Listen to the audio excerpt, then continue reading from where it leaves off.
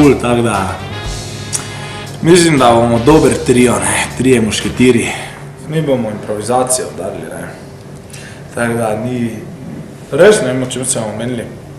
Pikantnega, kaj ti lahko pikantnega povem?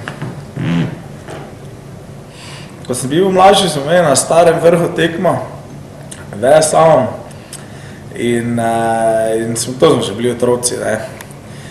In sem jaz uspel med pripravo na štart, ne, tak fejs past, da je bila tekma prekinjena od sile, zaradi tega, ker sem skočil iz enega štora, tak na vrh ene smreke, ko sem se hodil primit, se mi je napela to vrisanki, se mi je zlamala, sem dol padal, tak, da so tekmo prekinili za par minut, ker so me tam pobirali dol, tak da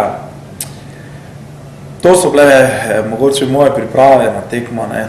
Nimam nič kaj daje, da bi kaj molil ali pa kaj raje, kako tako naredim, ne. Kako se pa na intervjuje recimo pripravljaš? Ja, to so pa priprave, grem v kopel, masaža, jem samo brezglutensko hrano 2 dni prej, ker to so pa napori. Šala. Nič ne delam, probam se lepo obleči. Zdaj še ne, se bom pol preoblekal. Vem, kaj sta Vid pa Pero zmožna.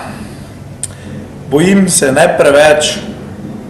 Tako da, mislim, da bo gledalcem kar zanimivo, ne.